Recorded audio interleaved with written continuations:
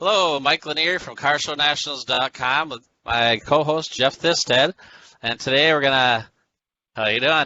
And today we're gonna interview Emily Reeves and Aaron Reeves, and they were on a show called Live, Love, and Wrench on MotorTrend. And I just, Jeff was having a conversation with them online, and I'm like, hey, do you guys want to come on the show? And that's kind of how it all worked out.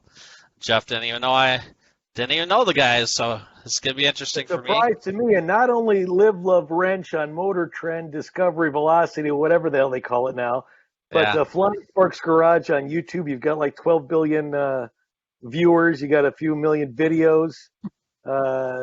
Diesel mechanic, pilot, model mechanic. What haven't you guys done? Yeah, right. Right? Well, I'm sure there's stuff, but I can't think of anything. We seem to just cover the bases. Whatever we're into, we just go with it. Yeah, for the people that I know you, I've known you guys for a few years. I met you on the Hot Rod Power Tour, and this is the reason I remember you, Emily. I believe you were wearing high-heeled Vans, and I looked at you and I was like, "Bro, do we even skate?" It's like, "No, but they're very cute, aren't they?" It's like, "All right, you got cute high-heeled Vans, giddy up." And you were driving the it wasn't supercharged then, but the Red Goat it had the CPG stroker. Yep. Comp Performance Group. Yeah. Okay.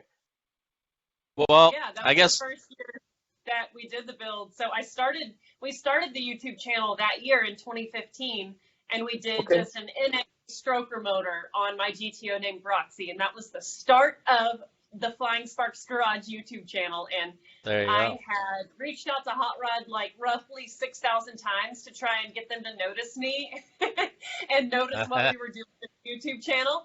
And thankfully they did. And I had spoken with folks from Hot Rod, and they were like, we would love to feature you on the tour and do something cool with the fact that you guys are doing it as your anniversary, because we actually did Power Tour in 2007 for our honeymoon. So nice. It's always been a special event for us. So it was really fun to go back in 2015 in the same car we honeymooned in with a brand new badass motor, and we worked with Comp, and it was just a blast. And that's when we met Continental and just met a ton of really wonderful now friends in the industry, including you, Jeff. It's the car family. Yeah. Exactly. You go into SEMA, and it's like, oh, I've seen that car and that car and that car, but I haven't seen you. And it's like that. As cliche as it sounds, it's my car family, and it's and the Power Tour.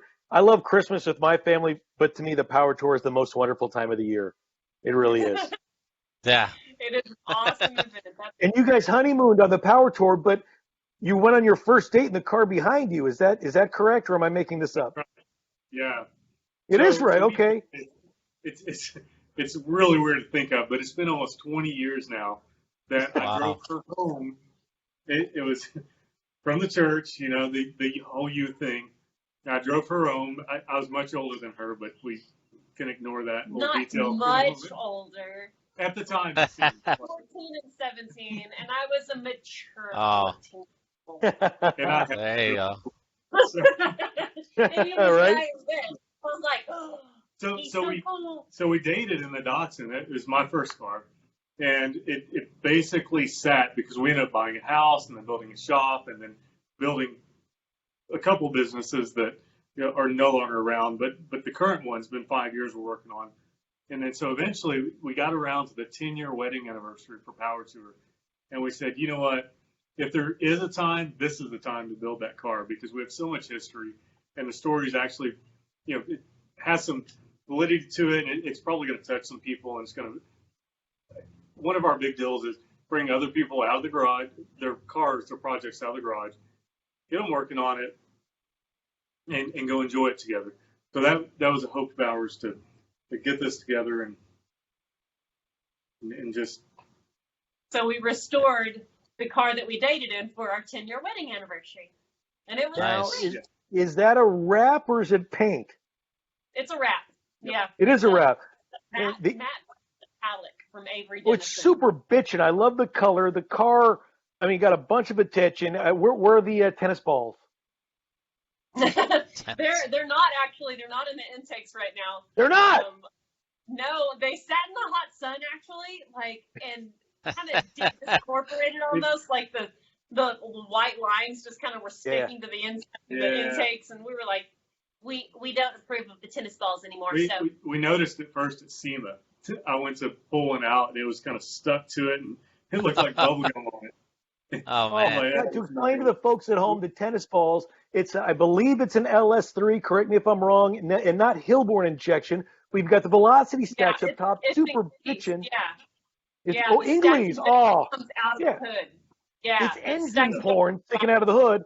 And what the old hot rodders, drag racers did back in the day, they put the tennis balls in to keep the induction clean, so no filth keeps in there. So it's super cool. Right. So when we built the engine, it was actually a LS2. And LS2. Yeah, originally. It's a 5.3 now. So it was LS2, and through the process of building it, we dropped something in one of those intakes, and it destroyed that brand new engine we built. This was like 2 days before Power Tour. This was 2 days before Power Tour. We discovered this, and so we found a junkyard 5.3, put our cam in it, put our heads on it, all that stuff, and put it back together. And so, like, literally, we got it running into the dyno like 6 hours before we left on Power Tour. And man! That's where the tennis balls come in, because I was so anxious and scared about maybe a kid dropping something in there or whatever, when the car's on display. The Dollar Tree tennis balls went in it. 100%. Because you guys, I mean, you're in the vendor's midway. You got to park that thing where everybody can see it. Everybody walks by.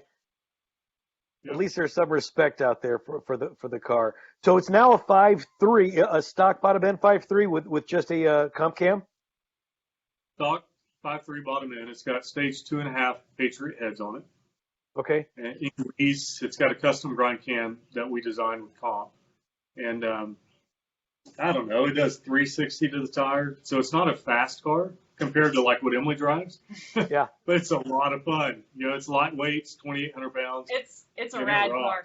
And another really cool thing about that build that we did that was unique, in addition to the stacked injection coming out of the hood, is we built 180-degree headers for it. So it doesn't sound like your normal hot rod. It sounds more exotic. The exhaust note is a little more high-pitched, which we like for the Japanese roots of that car. We wanted to do the V8 LS swap with it, although it's so common. We were like, man, it's just so good. It's common for a reason, But doing the 180-degree headers, really, when you hear the car drive up, you're like, what is that? What is that power plant? Because that does not sound like your normal big cammed, big power LS. And so it sounds it's pretty like unique. Plain V8, basically. Really? Huh. Yeah. Very cool. Yeah, so what's next? What's next for the Datsun? So, like we just discussed, it's not fast. Yeah. So I think with the 5.3, we'll probably put some nitrous through it and start racing it. When it blows up, probably some kind of big aluminum block, maybe a LS7, something like that, so we can get some power out of it. It's always going to be NA. You had me at LS7. LS7 with the Ingles up top, done and done. I mean, that's... And that's the deal. Like, it's never going to be boosted, obviously, because there's a big hole in the hood. There's no way to remedy that. Yeah. But I think LS7 that would spin, has a big cam. It'd be really fun. Oh, it's the best of both worlds. Now, and then you touched on Roxy, which is the red goat. It's what year is it again? So Roxy's a 2005, and 05 GTO. This car was Aaron's first car. Roxy the GTO was my first car. So I got that car when I was 18 in November of 2005, and it was used. It had 7,000 miles on it, but that was my dream car. I don't know, when they came out in 2004, and I saw an open page spread in Hot Rod, and I was like, that is the car that I want. It's so unique. I loved the story that they were shipped over from Australia and a Holden Monaro, and they were so popular overseas. And rebadged as a Pontiac GTO. I just thought that was just the coolest, and I still think it's the coolest. Emily, so, yeah, what else do you have to look forward to in life now? At 18 years old, you got your dream car. What else do you have to look forward to? As you can tell, my life has just gone downhill since then. I mean, nothing to look forward to anymore. So I'm pretty much a sad person all the time. So when you got it, it had 7,000 miles when you got it, and the stock 6-liter. Yeah, it had stock 6-liter, the LS2, the aluminum LS2. Yep. And I drove it that way for like 50,000 miles. It's T56 car, so it's a stick shift. It is. That's what I thought. I thought it was a 3-pedal. Okay. Yeah, manual car. So I drove it stock until about 50,000 miles, and then we had a buddy who had heads and cam on his GTO, and he decided to go boost. So he sold me his heads and cam for a discounted rate, and I was so excited. So after 50,000 miles, I had a big choppy cam and bigger heads, and I think the car put down like 460 to the tire. For another about 60,000 miles, at about 110,000 miles, I lost the oil pump. Aaron had gotten me headers for Christmas, and so we were at the tuner getting a fresh that makes me so happy. Headers for Christmas? Come on, you're the best. I'm such a weirdo. No, that's fantastic. I think it's awesome. So we were having a fresh tune put in the car, and it was like wide open throttle on the dyno, and I was just in heaven, you know. And upon the down rev came the knock, and we shut it off and put it on the trailer, brought it home, and found that we had almost spun a main bearing. It was so close. Yeah. So after that, that was the start of the YouTube channel. I said, Aaron, I want to build a badass motor, but I really want to do it in a cool way. I want to document it. Social media is a thing. We need to utilize this. And so that was the start of kind of the brand of like Flying Sparks Garage. So I'll interrupt you for a moment. Emily's entire career since she was 14 years old has been acting and modeling. Hashtag model mechanic. Yes. And that's not a fluffy thing. Like legitimately, that's what she's done as her career. And so this was I'm not going to say easy transition, because it's not been easy in any way, but it was a very natural transition. Natural. I was just going to say natural. I remember on the Power Tour, I forget what the stop was, but I was on stage and I couldn't go see it, but the burnout contest was over there, and you guys were doing whatever the engine rebuild challenge was at the time. Yeah. It was like, look at you with the impact gun, and you were getting on it. Yeah. You're not just a pretty face. We got together when I was 14, and I wanted to be around him all the time. And so by default, I was in the shop with him. We're wrenching on stuff. And I was 17 years old, so that's like the premium time when, at least in my hometown, when the guys are just so jacked about things, about cars. And so it was a very natural transition. That's awesome. So that's where it was for me. And the first engine we built together, I had that crazy feeling of like sense of accomplishment. Like I helped tighten the bolts in this engine, and now we can turn the key and it hurls us down the road and we feel like badasses. Like what? And so I just became obsessed with it. And I didn't know any other girls that were into cars. So that was another element where I was just like, wow, I didn't know that we could do this. Like, this is so cool. And so it's just been a really neat deal. Of course, I've met so many other women into cars, but there's also been such a neat response from women that weren't into cars because they see me in the shop with Aaron and Aaron with me. And on our YouTube channel, we show all of our mistakes and all of my questions, and we research stuff and we make mistakes and we show how we remedy it. And people just really like that because they feel like it's relatable. And if Emily and Aaron can make mistakes in the shop and overcome it, then we can too. And so I feel really awesome about the growth of the channel and all of the response that we've had from women and husbands and dads that have said, you know, my wife's out here, my girlfriend's out here because she watched your show with me, or my daughter's now worked on my truck with me out here, and it means so much because they're inspired and they want to wrench like you, Emily, and it's so cool. So we're really grateful. That's a big motivation. What's interesting is I've been in the mechanicking business my entire life. My dad is an engine builder. I'm an engine builder. My grandfather we're into 18-wheelers. So my grandfather was. What's that? Go ahead. I thought you were a diesel mechanic. I'm a diesel mechanic. And engine builder, working on the big rigs. 18-wheel, big trucks, road trucks. Yeah. So my dad did that, and then his father did for a short period of time, but it ultimately ended up driving trucks. But my grandfather on that side was also a mechanic. So it's interesting, when we started the YouTube channel, it's like, oh, you must know everything. Well, I've been building engines for 20 years, but that's not cars. That's not swapping EFIs. That's not transmission swaps on stuff that I've never seen before. So it's really been an interesting process because I know nuts and bolts and I have critical thought, but I don't know this stuff any more than Emily does. So we're going through this process together and learning it and researching it and calling people on the phone and saying, hey, this doesn't work. What are we going to do? And we do all that stuff on the video. So the reception from the husband that wants to feel like the authority, but also probably doesn't know what he's doing, that brings the wife in. It's a really neat process to see. And people have been enjoying that so much that we've kind of we're not really catering to it, but we're aware of it, and we're trying to make sure that we give enough information and show enough vulnerability that they also feel comfortable getting out there and doing it. Well, it's interesting that you've got a background as a mechanic engine builder. Emily's got a background in front of the camera. So it's like you can kind of educate her about the mechanic stuff. She can kind of help you out with the in front of the camera stuff. And it's like it's completely symbiotic. Yeah, for sure. And the being in front of the camera thing that's not my deal at all. Even doing something like this it's not a natural thing that I could do. But after 5 years, at some point you realize she wants to do this. It makes her happy.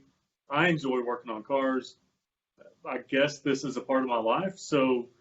And if mama ain't happy, ain't nobody happy. At some point, you've got to make a decision in your brain. If this is going to be part of our life, then I'm going to be the best I can at it. And you start to develop skills. It's like that with anything you do. Well, you kind of got to roll with it. I wasn't planning on doing podcasting until Discovery Channel reached out to me, and I wasn't even doing podcasting. So, I mean, anything can happen. You never know. That's right. But one thing about you guys is really funny because I did an announcement that you're going to be on our show, and you guys have a lot of following or a lot of fans because I've saw a lot of comments saying, "Oh, I'm excited to see him on," and a lot of your fans are commenting on some of the posts I made and liking it. And I'm like, wow, these guys got a good following of people. So I think there's a lot of people following what you guys do. So, and they saw that, we're going to be doing a podcast with you guys. So they're pretty excited to see what we say. Yeah. So it's just funny how things work out like that. And I saw, like I say, Jeff was talking to you guys. So I said, let's have him on the show. One thing, you get your haters out there. I know. How long was your TV show on? Was it a year? Or was it longer than a year? Yeah, we did one season with MotorTrend. Okay. So it came out the beginning of last year.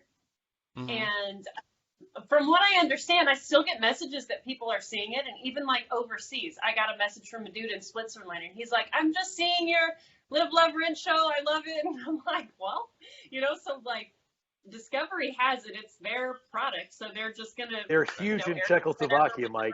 Huge in Czechoslovakia.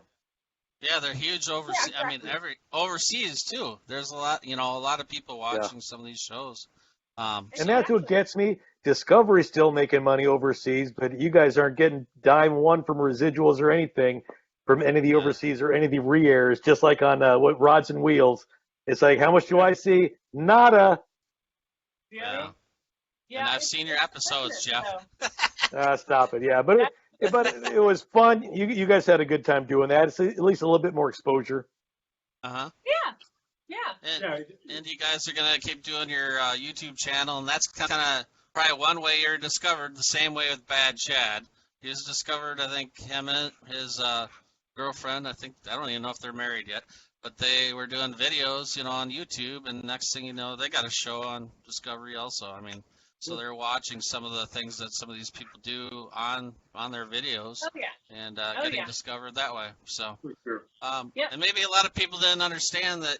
Like, you guys have not worked on cars like some of these other shows where they've been a shop for 25 years and, they've got all the tools that you could ever need, stuff like that. So when people tune in, they're probably like, why aren't they using this tool or why aren't they doing that? Yeah. So you got probably people questioning what you're doing, I'm sure, because of that. And now it makes sense to me because, you hadn't done some of the things that you guys have done.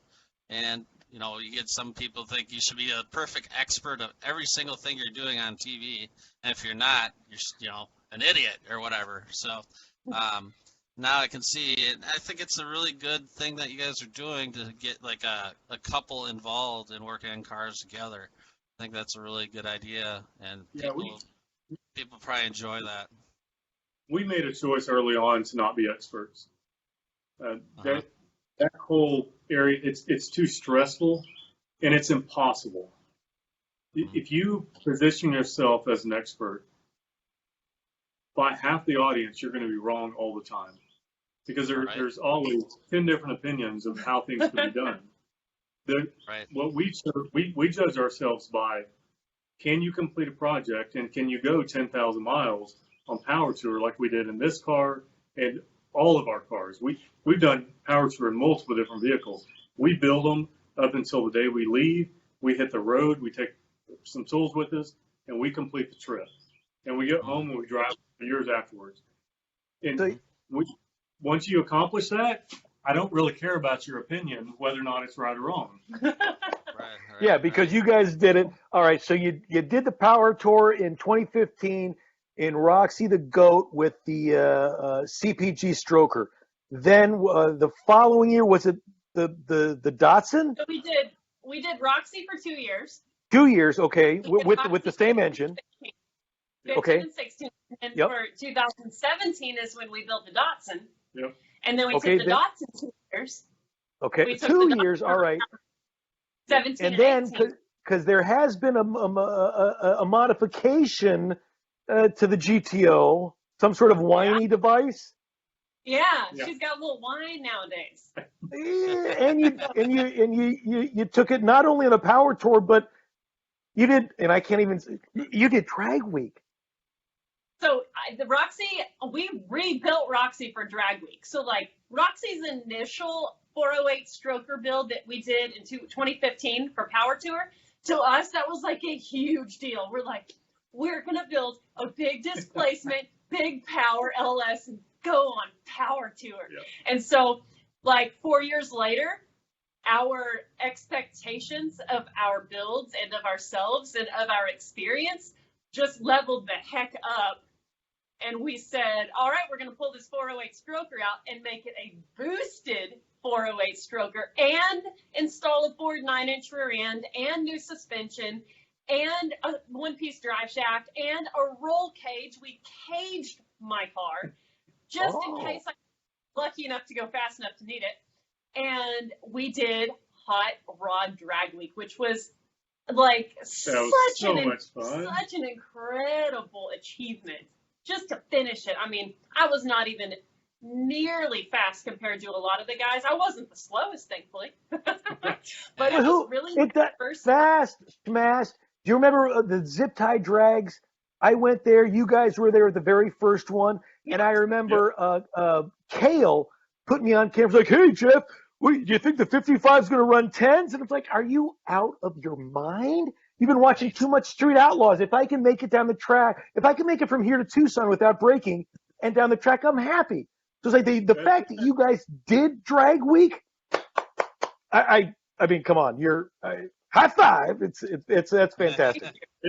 We didn't run 10s. No, I don't. But you ran. You completed Drag Week. That's huge. I hot lapped my car. Like, I was so obsessed with drag racing. That was really my first time to actually drag race my car. Like, I had taken it down the track with street tires, like slip and slide, like, woohoo, okay, that's fun. But actually jamming gears with traction, because those tracks are prepped so well, like, it was serious business. I had never driven something like across, like from one state to another, hit the track, bolted on a drag pack setup, like actual skinnies up front, flicks out back, like serious so you got a boosted 408, a Magnuson, is it? Yeah, it's a Magnuson TVS 2300, and the fuel system is lacking, so we're only like 7-8 pounds of boost, so it was like 600 higher. And my fastest time was an 1170 at 127 miles per hour. And that's fantastic. And learning the car, every day I ran faster and faster, and I felt so good about that. So here's what happened. The stock transmission with 180,000 miles on it. I was just going to ask you, it's still the T56. Yeah. That was the only thing we didn't touch on the car. So it's really funny to watch the GoPro footage in the car, because you'll see her go to second, and she pulls it about 4 times and finally goes in. My second gear synchros were not having it. They weren't so stoked about the hot lap and drag racing. They said, you know what, we're like 200,000 miles in, little lady. I'm not sure we're down for this action. So that was the only thing that like was making me frustrated. But honestly, still every day I got a little bit faster and a little bit better off the line. And on the last night, there was a stick shift shootout, and there were like 10 cars in it, and I was one of the cars in it. And Freiberger cracked me up because I actually made it to the second round. Like, I beat the guy next to me, and Freiberger was like, oh my gosh, Emily just won. I was like, turd. He almost seemed excited with that. I know. He almost seemed excited to see Emily. You could almost hear like a slight tinge of happiness in his voice. It's almost like he was proud for a second. It's like that's one of the rarities is rolling through the gears anymore. I know Finn's got the 5-speed and blasphemy, so it's like roll through the gears. That's badass. Yeah, it really is. Like, I don't care. I will stay slow. I love banging gears. Like, I don't think I'll ever put an automatic in it just for that reason. Like, it's just too much fun to just bang gears. What kind of swap over did you have to do from street to strip for drag week? You mean tire-wise or what? Well, you tell me. I don't know what you guys did from. We changed pretty much all of the components on the cars. We put a No. I mean, driving from venue to venue, going from highway to racetrack. Because I know some of the guys change out their valve trains. They take the blowers off. They put the breaker bar in. What kind of stuff did you have to do to? So we did oil changes every other day and spark plugs, and then. Yeah, we just removed my street tires and put on our drag pack setup. I got a set of Hoosier DR2s and skinnies up front and Billet Specialty drag lights. And we had the unfortunate decision to do one of the hitch platforms. And so that's what I was going to ask. Okay. Hitch platform, so we just take it off. Our toolbox was too heavy for it. We opened the trunk of my car and shoved the toolbox in the trunk. It was super ghetto, but it worked. And so really we just unloaded all the heavy stuff out of the car, bolted the drag pack setup on, and I put on my little race pants and my little race jacket. and hopped in Roxy and said, let's go. Line me up. And once I would finish that pass, I didn't care that the car was heat soaked and down 150 horsepower. I'm like, can I line it back up? Michael Dare would be like, Emily, are you coming? I'm like, can I please? And if you watch the live feed, I'm usually like the last car to make passes because I want to keep going. And finally, Michael's like, we gotta shut it down, Emily. You need to drive to the next track. I'm like, no, let me go again. We went with an overbuilt car. And there's a Ford 9-inch, G-Force makes this amazing independent. It's a 9-inch center section, but it's independent rear end. Oh, okay.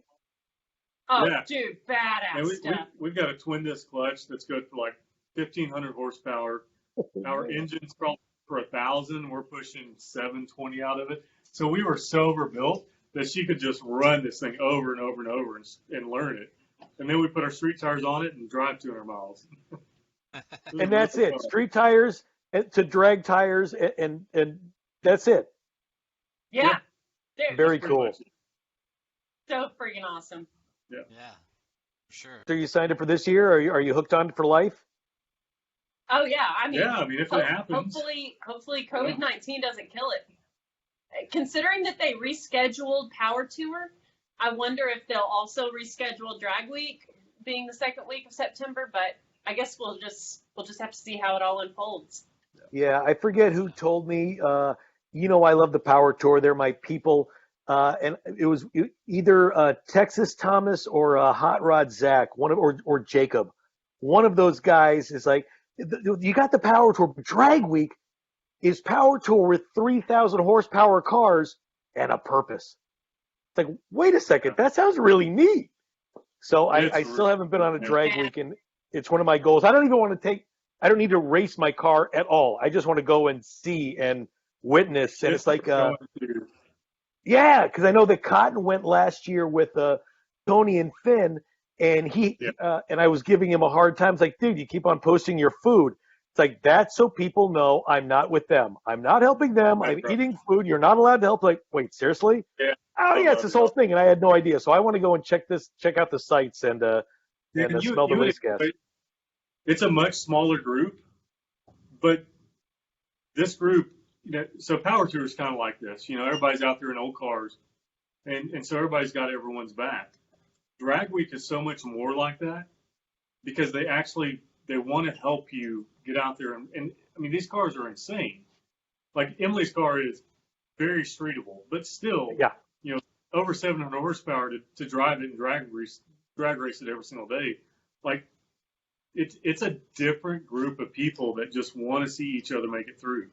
Well, the way I had to explain Drag Week to my dad, I brought up the picture, and I don't even know who took it. I want to say Brandon, but it's Jeff Lutz in his Black Max Camaro with a trailer stuck on the freeway with these cars. It's a 3,000 horsepower drag car, pro mod drag car on the freeway. And my dad's like, well, that doesn't make sense. Exactly, Dad. It doesn't make sense.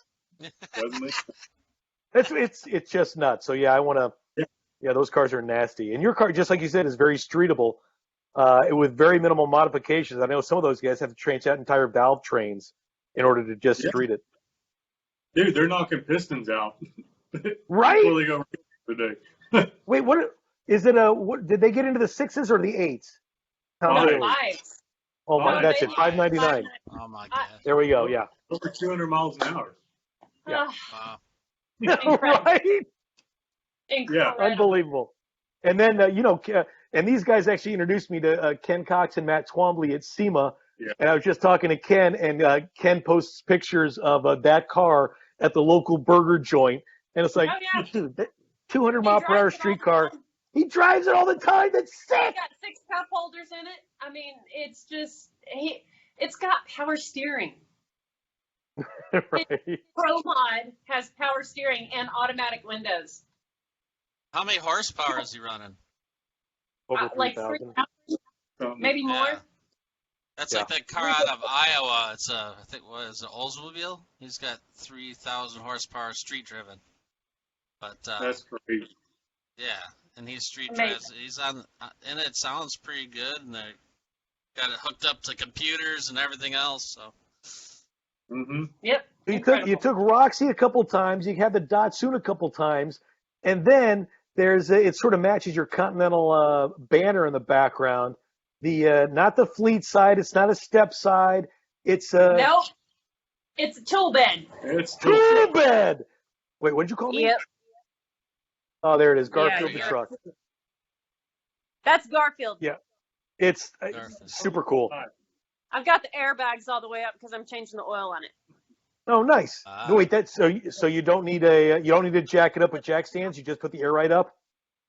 Say what? I didn't understand what you said because I was worried about cutting Aaron out. That's it. You don't have to put jack stands on that to change the oil. You just air ride it up.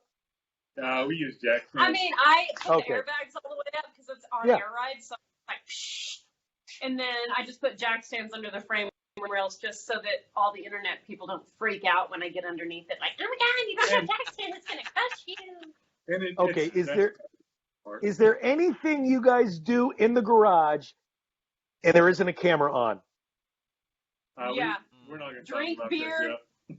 Oh, We're not gonna talk sorry, Lots that of came beer. out. I didn't mean it like that. After we finish our jobs, we drink beer and we hang out here and talk about what we need to do next, what we're gonna do. Usually make a list for the next day. We figure out what we've done wrong and realize stuff, but we read comments and people are like, you can't run this and that, you're gonna need this and that. And we're like, well, guess we need to order parts and we gotta redo that. And so yeah, there's stuff we don't do that we don't shoot, but 90% of what we do out here, we flip the cameras on and everybody comes along with us. Right, and I know you've got a couple other toys, a flying device and some sort of water device. Because I like water skiing. Hand-laid fiberglass Mastercraft ski boat. Come on. Yeah, we've got a Malibu Sunsetter and we adore it. Yeah, we sold our Mastercraft probably 5 years ago. The model Malibu. Yeah, but we love it. It's a ski boat. It's not the wakeboard tower and all that. It's an actual ski boat. And those are very rare nowadays. We have the aircraft covered as well. We have a little Cessna 172. That is a really special airplane because I grew up flying in it, in the exact one. It belonged to a family friend, and Aaron was training to get his pilot's license, and that airplane came up for sale. And it belonged to some family friends of my family's named Dawn and Ellie Burtis. And when it came up for sale, I was like, Aaron, we have to buy that airplane. It is perfect.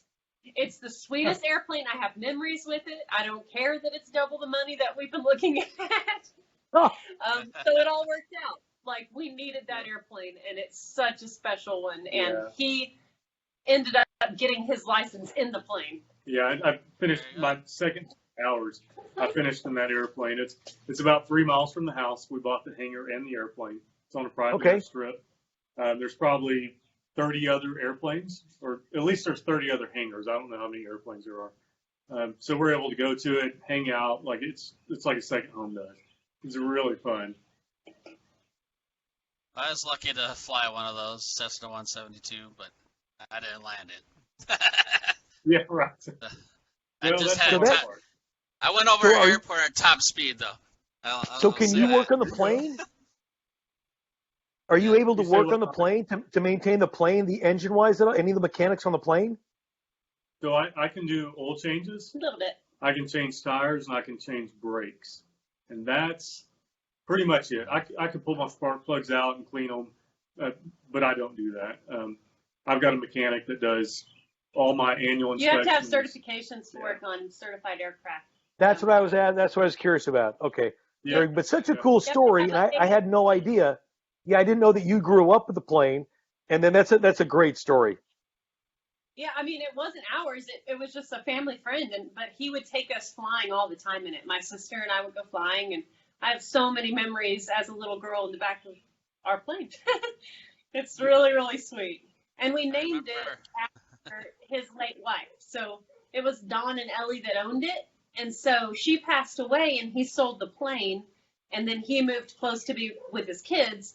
And so when we got the plane, we always name things, right? So I was like, we have to name it Ellie. We have to name it after Ellie. And so it's really special. We actually got to FaceTime with Dawn before he passed away last year, I think. He was 96 years old. But we got to FaceTime with him to give him the information that we had bought his plane. And his words were, "I am over the moon." He was so happy, and it was. That's fantastic. Just imagine his happiness because he knew Aaron was training to get his license. So more to that story.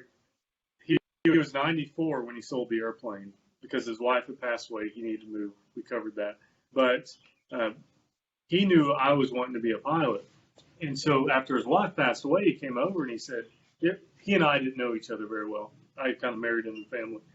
And he said, I got to be honest with you. I just kind of need to be around some people right now.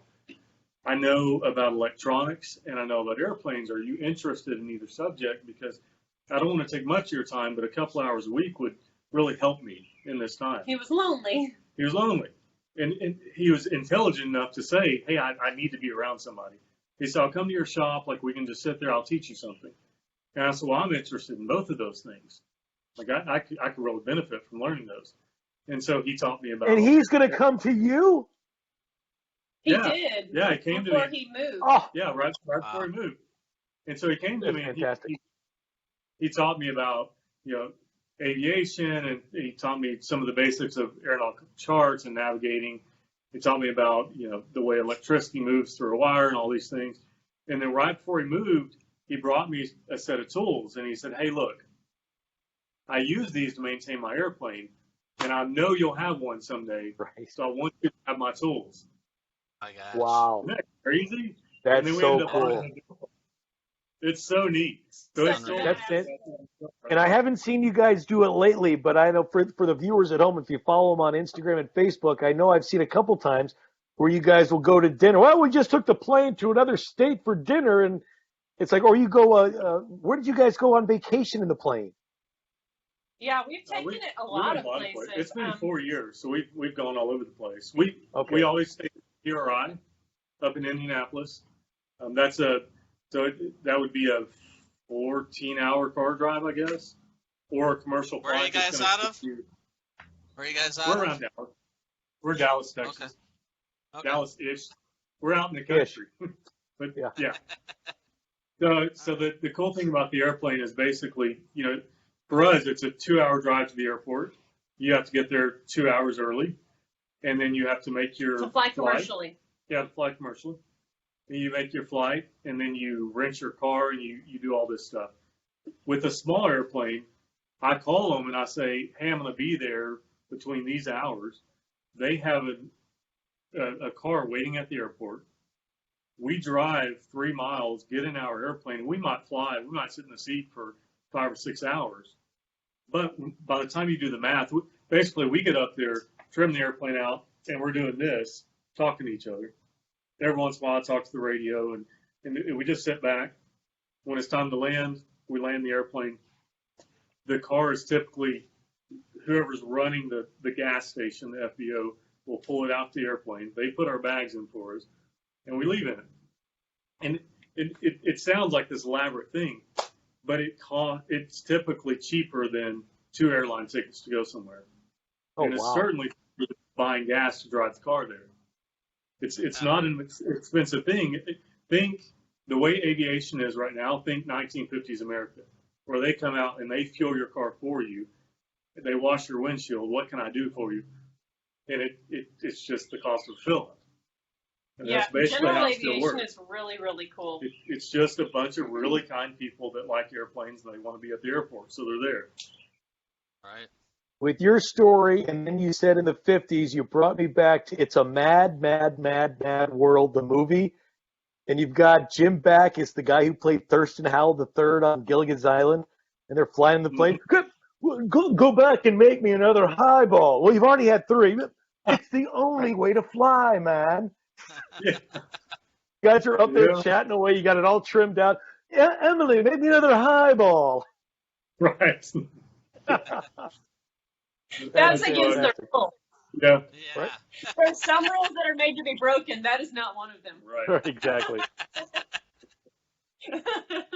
I can drink, though.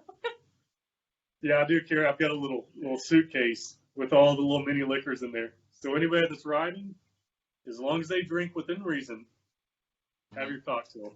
I'll do the work. Nice. We have Yeah, a lot of fun. My friend's a pilot, so we'd always take a 172, and we decided to go fly up to Detroit Lakes, Minnesota for the 4th of July, and then we slept in the plane. So 4 guys sleeping in a plane in the middle of summer is a little odd. Dude. Yeah. It was fun, though. I tell you. Yeah, we spent quite a few nights at airports just because weather pushed us down or whatever. But it's an adventure. You call the pizza in and just chill. We did that, too. We stopped at some place and ordered in a pizza. That's what we did in the middle of the night. So, yeah, fun time. Always an adventure. So what are you guys working on now? What's the latest and greatest? The Bronco is really our biggest build right now. It's been, man, we thought we'd have done this time last year, but we ended up buying an engine that was junk. It was a used engine, but it had a bad cylinder on it. So first gen Bronco. Tell us about the Bronco. Yeah, what year? Yeah, it's a 74 first gen. Okay. And we bought it about 8 years ago, and we've just driven it, but the engine was very, very worn out. So we yanked the engine out. Let me tell you how worn out it was. You'd park, and the side steps would be leaking oil. Yeah, I mean, it was, the blow-by was just crazy. Everything would be leaking oil. The blow-by was nutty. So we put a fresh 5-liter out of a Fox body in it, and we've done EFI conversion. We've yet to crank it up. We're still working on the wiring for it. We also did a Gear Star AOD on it, so it's going to have overdrive, which we're super excited about because prior to the overdrive, the C4 was just wound out on the highway. So it would get like 6 miles per gallon on the freeway. Oh, so we're really excited for the new iteration of the Bronco. The Bronco's name is Betty Boot, and she came with that name, kept it, Betty Boot Bronco. So we're really stoked about it, and it may end up at SEMA if SEMA happens. It's had an invitation to go to SEMA, so we'll see. Nice. We really love to do. Ian Johnson has always wanted us to do the road to SEMA with him, where it's the off-road, all of the awesome off-roadies. So we may end up doing that in the Bronco, which would be some awesome adventures, some awesome content. And then end up at SEMA. So we'll see where the year takes. So when SEMA happens, where can we find? Where will the Bronco be? What booth? What display? Well, it'll currently the invitation is to have it outside somewhere. I'm not sure where outside, but Precision, the company that makes window rubbers, door rubbers, things like that. They're an awesome company, and they've wanted to work with us on the Bronco and on the C20 and on anything that we need rubbers for, like the Z car. And so we're excited to work with them, and they are the ones that invited us to bring the Bronco to Vegas. So we'll see. We'll see where she ends up. We'll see if we end up being able to do that trip, and we'll see how the year unfolds. But the Bronco is going to be awesome. I can't wait to see it in person. Where can the folks at home or the folks out there find you guys online, social media? Where can they find you? So, recently with COVID, I decided to reorganize our YouTube channel. Prior to COVID, I had a playlist organized where it was just uploads. It was in the order of when I uploaded the videos. Now I have it organized to where the Bronco has a playlist, the Z car has a playlist, the C20 has a playlist. So if folks want to go watch our builds, they can go down and there's a playlist that's just like random adventures and wrenching in the shop, which is just random stuff and projects and adventures that we go on. But there are specific playlists for each of our builds, which is really fun. So they can go see Roxy's first 408 build 5 years ago to her current iteration where we did, gosh, it was like 9 build episodes and then 5 days. Each day of drag week has its own episode, and they're each so fun and enjoyable in their own way. So each playlist has opportunities for binge watching all of our progress and all of our mistakes and victories and all that good stuff. So I strongly suggest going and checking those out. Yeah, that's Flying Sparks Garage on YouTube. Yep, Flying Sparks Garage. And then Instagram, you'll find Flying Sparks Garage on Instagram. And then my Instagram is I'm Emily Reeves. So the letter I and then Emily Reeves. And then Jeff is holding something up. I can't read what it's your YouTube, Flying Sparks Garage on YouTube. Yeah. Oh, thanks, there you bud. go. Yep, you got it. So, I'm Emily Reeves and Pilot Reeves on Instagram. Exactly. Aaron's Instagram is Pilot Reeves if you want to see an account that gets updated every other week by my wife. His social media manager. I I really try to participate, and I do well some days, and some weeks I do well. He gets on some of his stories, and I'm like, dude, that is great. And then he's like, but then people message me, and I have to message them back, or I'm a jerk. And I'm like, I know. You gotta manage it. But no, exactly. I love it. I very much enjoy interacting with everyone.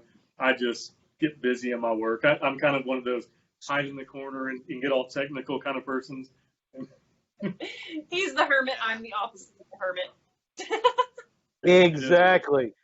Well, thanks you guys for coming on. It's great to see thanks. you. Yeah. And hopefully we'll see you at SEMA. I plan on being there. I think they just opened up signing up for SEMA the last couple days. So that's already live already. So to go. So hope to see you out there, and we don't know if it's going to happen, but hopefully it will. If it happens, we'll be there. Good, me too. Get everyone together, hopefully. I'm Emily Reeves, Flying Sparks Garage. We'll see you at the outside at SEMA, inside at SEMA. We'll see you guys, and we'll see you on the Hot Rod Power Tour. Yeah. I'm not going to be out, but Jeff will see you, hopefully. Exactly. And I'll hit you up when I come through Texas. We got to get some off-the-bone barbecue. Yeah. There you go. Y'all have a great evening. You guys too. Thanks for coming on.